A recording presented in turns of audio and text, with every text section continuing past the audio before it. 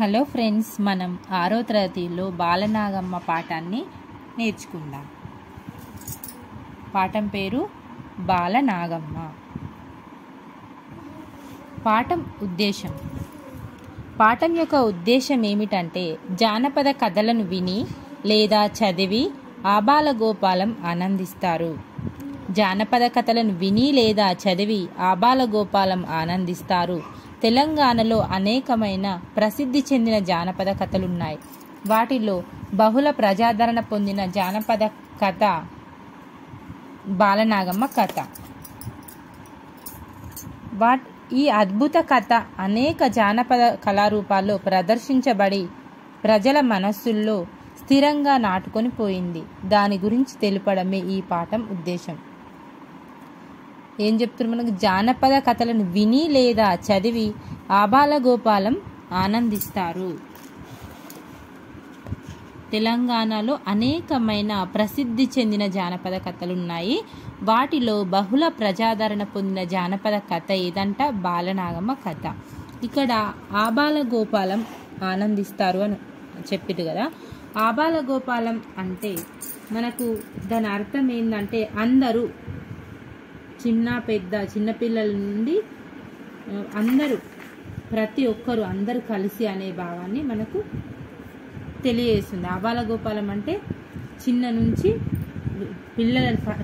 చిన్నపిల్లల నుండి వృద్ధుల వరకు చిన్న పెద్ద అని అర్థం. అంటే సమాజంలో అన్ని వర్గాల వారు, ప్రతి ఒక్కరు ఆబాలగోపాలం ఆనందిస్తారు. అంటే ప్రతి ఒక్కరు, అన్ని వర్గాల వారు ఆనందిస్తారు, అందరు కలిసి అనే భావాన్ని ఇస్తుంది. ఆ కథ ఏదంట? బాలనాగమ్మ కథ.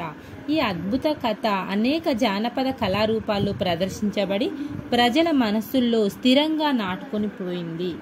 దాని గురించి తెలపడమే ఈ పాఠం యొక్క ఉద్దేశం అని చెప్తున్నారు. నెక్స్ట్ మనం తర్వాత ప్రవేశిక చదువుదాం. ప్రవేశికలో కథలలో జానపద కథలు ప్రత్యేకమైనవి. కథలలో ఏవి ప్రత్యేకమైనవి? జానపద కథలు. మానవాతీత శక్తులు, తంత్రాలు, సాహస కథనాలు ఈ కథలను నడిపిస్తాయి. కథలలో జానపద కథలు ప్రత్యేకమైనవి. వాటిలో మానవాతీత శక్తులు, తంత్రాలు, సాహస కథనాలు ఈ కథలను నడిపిస్తాయంట. అందుకే పిల్లలు ఆ కథలంటే చెవి కోసుకుంటారు. చిన్నవాడైన బాలవద్దిరాజు తన తల్లిదండ్రులైన బాలనాగమ్మ, కార్యవద్ది రాజులకు వచ్చిన ఆపదను తొలగించేటందుకు చేసిన సాహస కథ ఇది. ఆ జానపద కథను ఇప్పుడు మనం తెలుసుకుందాం. ఇక్కడ అందుకే పిల్లలు ఆ కథలంటే చెవి కోసుకుంటారు అని ఇచ్చిండు కదా. చెవి కోసుకుంటారు అంటే దాన్ని ఆశ్చర్యపోవడం, ఆశ్చర్యంగా వినడం, ఏదైనా నమ్మశక్యం కానీ లేదా చాలా అద్భుతమైన విషయాన్ని విన్నప్పుడు మనం దాన్ని విన్నప్పుడు చెవి కోసుకుంటారు అంటారు. అంటే ఏదైనా మనము ఆశ్చర్యంగా వినడం, ఏదైనా నమ్మశక్యం కానీ లేదా అద్భుతమైన విషయాన్ని విన్నప్పుడు మనం చెవి కోసుకుంటారు అంటారు. ఇలాంటి కథలు అంటే చెవి కోసుకుంటారు. ఇప్పుడు మనం కథను చూద్దాం. శ్రీకాశికి పడమటి దిక్కున 300 రామడల దూరాన చక్రపట్నం అనే రాజ్యం ఉన్నది. శ్రీకాశికి పడమటి దిక్కున 300 రామడల దూరాన చక్రపట్నం అనే రాజ్యం ఉన్నది. ఆ రాజ్యానికి రాజు నవాం భోజరాజు. ఆ రాజ్యానికి రాజు ఎవరు? నవాం భోజరాజు. ఆయన భార్య పేరు లక్ష్మీదేవమ్మ. వాళ్లకు చాలా ఏండ్ల దాకా సంతానం కలగలేదు. పిల్లల కోసం లక్ష్మీదేవమ్మ నోమరాని నోములు నోచింది. పట్టరాని వ్రతాలు పట్టింది. ఆఖరుకు జటంగముని పర్వతం చేరుకొని ఆ ముని చెప్పినట్లు ఆ గుట్టకు ఈశాన్య మూలాన 4 మద్ది చెట్ల నడుమ ఉన్న బాలమామిడి చెట్టునెక్కింది. ఎన్ని పండ్లు కోసుకొని తింటే అంతమంది పిల్లలు కలుగుతారని ఒడి నిండా పండ్లు తెంపింది. కిందికి దిగంగానే 7 పండ్లే మిగిలినాయి. రెండోసారి కూడా సరిగ్గా అట్లనే అయింది. మూడోసారి మళ్ళా ఆ చెట్టు మీద ఎక్కింది, పండ్లు తెంపసాగింది. అప్పుడు 12 తలల నాగేంద్రుడు చెట్టు చుట్టూ జుట్టుకొని పడగలెత్తిండు. ఇక్కడ మనకేం చెప్తుండ్రు? శ్రీకాశికి పడమటి దిక్కున 300 ఆమెడల దూరాన్ని ఏముంది? చక్రపట్నం అనే రాజ్యం ఉంది. ఆ రాజ్యానికి రాజు ఎవరు? నవాబ్ భోజరాజు. ఆయన భార్య పేరు లక్ష్మీదేవమ్మ. వాళ్ళకు చాలా ఏళ్ళ దాకా సంతానం లేదు కాబట్టి పిల్లల కోసం ఆమె లక్ష్మీదేవమ్మ నోమరాని నోములు లేవు, పట్టరాని వ్రతాలు లేవు. ఆఖరికి ఏం చేసింది? జటంగముని పర్వతం అక్కడికి వెళ్తే అక్కడ చేరుకున్నాక ఆ ముని చెప్పినట్లు ఆ గుట్టకి ఈశాన్య మూలాన 4 మద్ది చెట్ల నడుమున్న బాలమామిడి చెట్టు ఎక్కింది. అక్కడ ఎన్ని పండ్లు కోసుకొని తింటే అంతమంది పిల్లలు కలుగుతారు అంటే ఒడి నిండా పండ్లు తెంపుకుంది. కిందికి దిగంగా 7 పండ్లే మిగిలినాయి. రెండోసారి అట్లనే అయింది. మూడోసారి మళ్ళీ ఆ చెట్టు మీద ఎక్కింది, పండ్లు తెంపసాగింది. అప్పుడు 12 తలల నాగేంద్రుడు చెట్టు చుట్టూ జుట్టుకొని పడగలెత్తిండు. తర్వాత ఏమైంది చూద్దాం. అప్పుడు లక్ష్మీదేవమ్మ గజ గజ వణుక్కుంటా, ఎందుకు వచ్చినావు స్వామి? నా ప్రాణాలు తీయడానికి వస్తీవా? నా ప్రాణాలే కావాలంటే పిల్లలు పుట్టిన 9 నెలలకు నిన్ను చేరుకుంటానని చేతులెత్తి మొక్కింది. ఏమన్నదంట ఆమె లక్ష్మీదేవమ్మ? గజగజ వణుక్కుంటూ, ఎందుకు వచ్చినావు స్వామి? నా ప్రాణాలు తీయడానికి వస్తీవా? నా ప్రాణాలే కావాలంటే పిల్లలు పుట్టిన 9 నెలలకు నిన్ను చేరుకుంటానని చేతులెత్తి మొక్కింది. సరే, మాట నిలబెట్టుకోపో అన్నాడు నాగేంద్రుడు. ఏమన్నాడు నాగేంద్రుడు? సరే, మాట నిలబెట్టుకోపో అన్నాడు. చెట్టు దిగి చూసుకుంటే మళ్ళా లక్ష్మీదేవమ్మ ఒడిలా 7 మామిడి పండ్లే ఉన్నాయి. 7 మామిడి పండ్లు ఇంటికి తీసుకొచ్చి వాటిని ఆరగించిందంటే తిన్నది. నెలలు నిండినాక ఒకటే కాన్పులా 7 మంది ఆడబిడ్డలకు జన్మనిచ్చింది. ఎంతమందికి? 7 మంది ఆడబిడ్డలకు జన్మనిచ్చింది. ఆ 7 మందికి సూర్యనాగమ్మ, చంద్రనాగమ్మ, ఉత్తర కన్య, దక్షిణ కన్య, పగడాల సంగమ్మ, మునికన్య, బాలనాగమ్మ అని పేర్లు పెట్టుకొని అల్లారు ముద్దుగా పెంచసాగింది. సరిగ్గా 9 నెలలు పూర్తి కావస్తుండగానే పెనిమిటిని పిలిచి, రాజా, ఇచ్చిన మాట ప్రకారం నాగేంద్రుడు నన్ను తీసుకొని పోతాడు. పిల్లలకు తల్లివైనా తండ్రివైనా నీవే. కడుపులో పెట్టుకొని కాపాడుకో. మారుమనువు చేసుకోకు, అంటే మరలా పెళ్లి చేసుకోకు, రెండవ పెళ్లి చేసుకోకు, మారుమనువు చేసుకోకు, నా పిల్లల బతుక ఆగమైపోతుంది అని చెప్పింది. అన్నట్టుగానే 9వ నెల అయిపోగానే నాగేంద్రుడు ఆమెను కాటేసిండు. 9 నెలలు అయిపోగానే నాగేంద్రుడు ఆమెను కాటేసిందంట. నవాంభోజరాజు కూడా భార్యకిచ్చిన మాట మరచిపోకుండా పిల్లలను కంటి రెప్పలాగా కాపాడుకుంటున్నాడు. నవాంభోజరాజు ఎవరు? తన భర్త. నవాంభోజరాజు కూడా భార్యకిచ్చిన మాట కోసం మాట మర్చిపోకుండా పిల్లలను కంటికి రెప్పలా కాపాడుకుంటున్నాడు. పగలు రాత్రి వాళ్ళతోనే గడుపుతున్నాడు. రాజ్యము రాచరికం మర్చిపోయిండు. అప్పుడు మంత్రులు, ప్రధానులు, బంధువులు, బలగం అంతా కలిసి ఆయనకు నచ్చజెప్పి మాణిక్యాల దేవితోని మళ్ళీ పెళ్లి చేశారు. అయినా కానీ రాజు పిల్లలతోనే ఎక్కువ కాలం ఎల్లదీస్తుండు, అంటే గడుపుతుండు. ఇది ఇట్లుండగా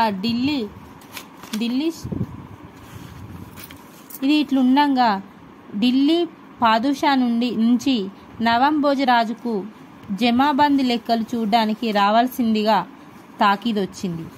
ఇదే మంచి సమయమని మాణిక్యాల దేవి పిల్లలను నా కంటి పాపల్లాగా చూసుకుంటా, నీకేం భయం లేదు, పొయ్యిరమ్మని చిలుక పలుకులు పలికింది. తప్పనిసరి ఆమెకు పిల్లలను అప్పజెప్పి ఢిల్లీకి పోయిండు రాజు. ఇక్కడ ఆయన పిల్లలతోనే ఉండు. ఢిల్లీ నుంచి పాదుషా నుంచి నవాంభోజరాజుకు జమాబందీ లెక్కలను చూడడానికి రమ్మని తాకీదొచ్చింది లెటరు. అదే మంచి సమయం అని ఏం చేసింది మాణిక్యాల దేవి, పిల్లలని నేను కంటి పాపల్లాగా చూసుకుంటా అని, నీకేం భయం లేదు, నువ్వు పోయిరా అని చిలుక పలుకులు అన్ని మాటలు మంచిగా చెప్పింది. చెప్పి ఆయనకు తప్పనిసరిగా ఆమెకు పిల్లల్ని అప్పచెప్పి ఢిల్లీకి పోయిండు రాజు. ఆ తర్వాత ఇప్పుడైతే ఢిల్లీకి పిల్లల్ని అప్పచెప్పి ఢిల్లీకి పోయిండు.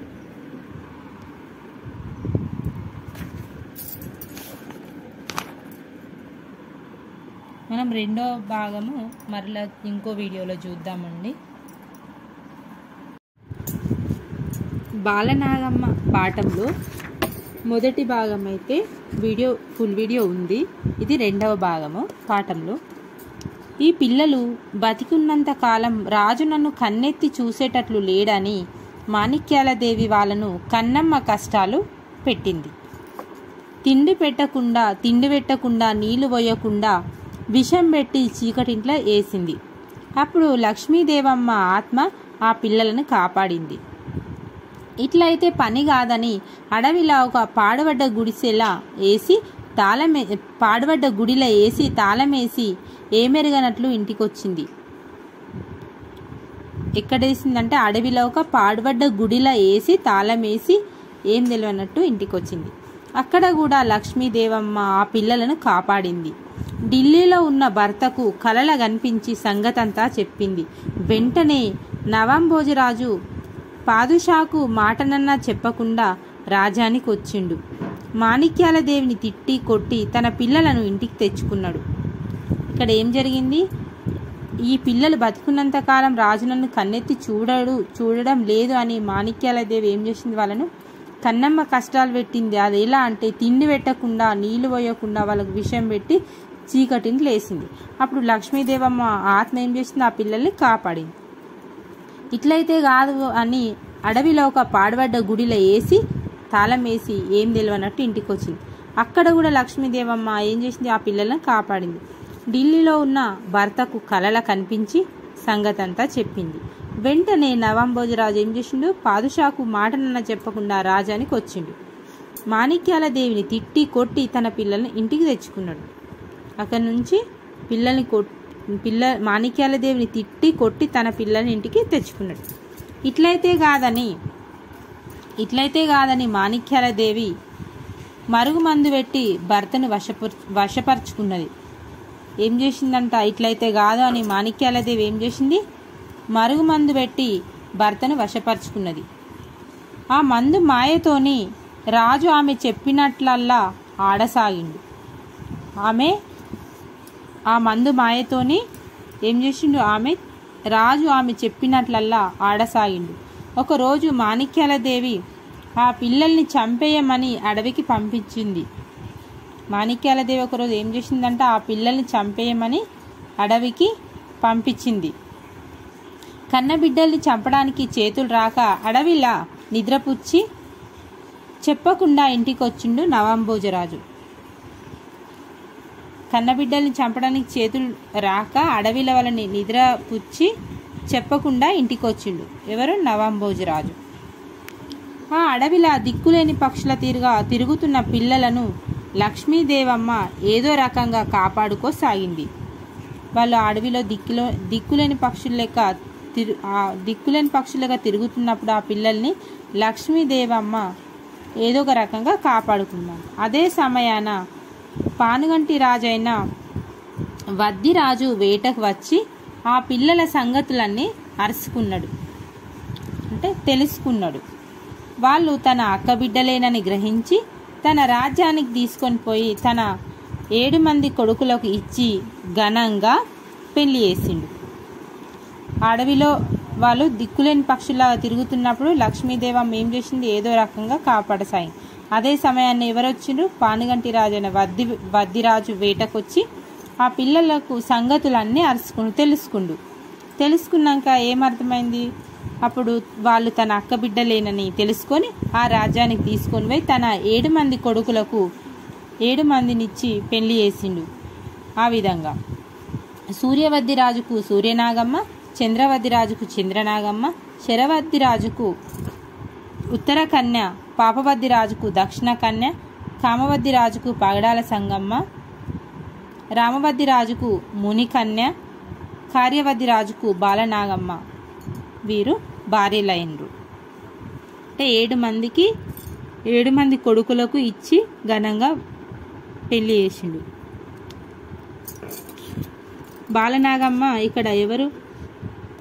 కార్యవద్ది రాజుకు బాలనాగమ్మ భార్య అయింది. తర్వాత ఏం జరిగింది? ఇది ఇట్లా ఉండగా నవాంభోజరాజు చెప్పకుండా పోయిండని నవాంభోజరాజు చెప్పకుండా పోయిండని ఢిల్లీ పాదుషా కక్షగట్టి పన్నులు సరిగా గట్టలేదని చక్రపట్నం రాజ్యాన్ని జప్తు చేసుకొని నవాంభోజరాజు నెల్లగొట్టిండు. భార్యతో పాటు అడవుల పాలైన నవాంభోజరాజు అడవిలా కట్టెలు కొట్టుకొని బతకసాయిండు. ఒకరోజు కట్టెలమ్మనికి పానుగంటికి పోతే బిడ్డలు ఆయనను గుర్తుపట్టి చేరదీసినారు. భర్త ఎక్కడ పోయిండో తెలియక వెతికి పిచ్చిదై ఎక్కడెక్కడనో తిరగబట్టింది మాణిక్యాలదేవి. కొన్ని రోజులకు మరుగుమందు వికటించి నవాంభోజరాజు కూడా కాలం చేసిండు. ఇక్కడ ఏం జరిగిందంటే, నవాంభోజరాజు చెప్పకుండా పోయిండని ఢిల్లీ పాదుషా ఏం చేసింది? కక్షగట్టి పన్నులు సరిగా గట్టలేదని చక్రపట్నం రాజ్యాన్ని జప్తు చేసుకుని ఆ నవాంభోజరాజును వెళ్ళగొట్టింది. అప్పుడు భార్యతో పాటు అడవుల పాలైన నవాంభోజరాజు అడవిలా కట్టెలు కొట్టుకొని బతకసాయిండు. పరిస్థితి అట్లా వచ్చిందనమాట. ఒకరోజు కట్టెలమ్మనికి ఏడికి పోయిండు అంటే పానుగంటికి పోయిండు. అక్కడ బిడ్డలు ఆయనను గుర్తుపట్టి ఏం చేసిండ్రు? చేరదీసిండ్రు.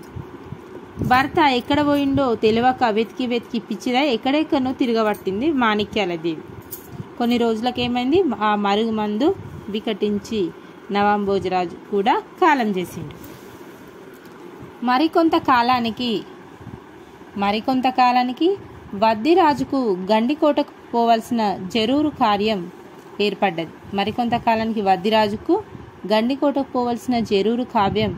ఏర్పడ్డది. రాజ్యాన్ని మంత్రులకు అప్పచెప్పి 7 మంది కొడుకులను తీసుకుని గండికోటకు బయలుదేరిండు వద్దిరాజు. మరికొంతకాలానికి వద్దిరాజుకు గండికోటకు పోవలసిన జరూరు కార్యం ఏర్పడ్డది. రాజాని మంత్రులకు అప్పచెప్పి ఏం చేసిండు? 7 మంది కొడుకులను తీసుకొని ఏడిపోయింది గండికోటకు బయలుదేరిండు వద్దిరాజు. అప్పుడు కార్యవద్దిరాజు భార్య ఎవరు? బాలనాగమ్మ నిండు గర్భవతి. కార్యవద్దిరాజు భార్య బాలనాగమ్మ నిండు గర్భవతి. ఆమెను ఎట్టి పరిస్థితిలో కూడా మందిరం దాటి బయటకు పోవద్దని 7 గీరలు గీసిండు. ఎన్ని గీరలు గీసిండు? 7 గీరలు గీసిండు బయటకు పోవద్దు అని. మగవాళ్ళనెవ్వరినీ కోట లోపలికి రానియొద్దని కోట రక్షణ భారం తలారి రామునికి అప్పజెప్పి తండ్రితో కలిసి గండికోటకు పోయిండు. ఎక్కడికి? గండికోటకు. ఎవరిని? తలారి రామునికి అప్పజెప్పి తండ్రితో కలిసి పోయిండు. అక్కడ ఇంకేం చేసిండు? మగవాళ్ళని ఎవ్వరిని కోట లోపలికి రానియొద్దని కోట రక్షణ భారంగా తలారి రామునికి అప్పజెప్పి తండ్రితో కలిసి ఎక్కడికి వెళ్ళిండు అంటే గండికోటకు పోయిండు. ఈ కథ ఇట్లా ఉండగా నాగల్లపూడి అనే రాజ్యంలా మాయలు మంత్రాలు తెలిసిన ఒక ఫకీరు ఉన్నాడు. ఈ కథ ఇట్లుండగా నాగల్లపూడి అనే రాజ్యంలో మాయలు మంత్రాలు తెలిసిన ఎవరున్నారో ఒక ఫకీరు ఉన్నాడు. అతన్ని ఏమంటారు? మాయల ఫకీరు అంటారు. ఈ కథ ఇట్లుండగా నాగల్లపూడి అనే రాజ్యంలో మాయలు మంత్రాలు తెలిసిన ఒక ఫకీరు ఉన్నాడు. అతన్ని ఏమంటాము అంటే మాయల ఫకీరు అంటారు. వానికొక పెద్ద కోట, ఆ కోటలో 14 మేడలు, ఆ మేడల నడుమ 12 స్తంభాల బంగ్లా ఉందంట. ఆ బంగ్లాల వాడు గాన్ల సంగమ్మతో కలిసి నివాసం ఉంటుంది. ఆ కోటలో 14 మేడలు, ఆ మేడల నడుమ 12 స్తంభాల బంగ్లా. ఆ బంగ్లాల వాడు ఎవరితో కలిసి నివాసం ఉంటుండు అంటే గాన్ల సంగమ్మతో కలిసి నివాసం ఉంటుంది. ఒకనాడు వాడు గాన్ల సంగమ్మ కంటే అందమైన మగవ ఎక్కడున్నదని అంజనం వేసి చూసిండు. అంటే చేతిలో అంజనం వేసి చూస్తే ఎక్కడ ఉన్నది కనిపిస్తుంది అనమాట. ఒకనాడు వాడు గాన్ల సంగమ్మ కంటే అందమైన మగవ ఎక్కడున్నదని అంజనం వేసి చూసిండు. అప్పుడు బాలనాగమ్మ కనిపించింది.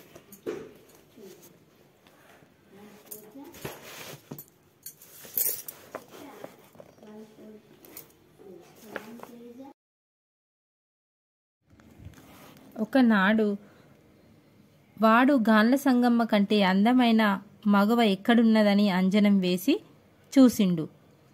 బాలనాగమ్మ కనిపించింది. బాలనాగమ్మను పట్టి తేవాలని మాయల పకీరు పానుగల్లులోని బాలనాగమ్మ మేడకు పోయిండు. కానీ లోపలికి పోవడానికి వీలు లేదని తలారి రాముడు అడ్డగించిండు. తలారి రామునికి పిల్లలు లేరన్న సంగతి తెలుసుకొని వానికి తన మంత్రంతో పిల్లలైనట్లు భ్రమ కలిగించి వాడిని వశపరుచుకుని లోపలికి పోయిండు. అప్పటికి బాలనాగమ్మ పిల్లగాని కన్నది. 7 రోజుల బాలెంత. పిల్లగానికి బాలవద్దిరాజు అని పేరు పెట్టుకుని అందరూ ఎంతో అపురూపంగా చూసుకుంటున్నారు. ఒకనాడు వాడు ఎవరు మాయల పకీరు గాన్ల సంగమ్మ కంటే అందమైన మగువ స్త్రీ ఎక్కడున్నదని అంజనం వేసి చూసిండు. అప్పుడు ఎవరు కనిపించారు? బాలనాగమ్మ కనిపించింది. బాలనాగమ్మని పట్టి తేవాలని మాయల పకీరు పానుగల్లులోని బాలనాగమ్మ మేడకైతే పోయిండు. కానీ లోపలికి పోవడానికి వీలు లేదని తలారి రాముడు అడ్డగించిండు. ఆ రామునికి పిల్లలు లేరన్న సంగతి తెలుసుకొని వానికి తన మంత్రంతో ఏం చేసిండు? పిల్లలైనట్లు భ్రమ కలిగించి వాణ్ణి వశపరుచుకొని లోపలికి పోయిండు. అప్పటికి బాలనాగమ్మ పిల్లగానికి అన్నది. 7 రోజుల బాలెంత. పిల్లగానికి ఏం పేరు పెట్టిండ్రు? బాలవద్దిరాజు అని పేరు పెట్టిండ్రు. అందరూ ఎంతో అపురూపంగా చూసుకుంటుండ్రు.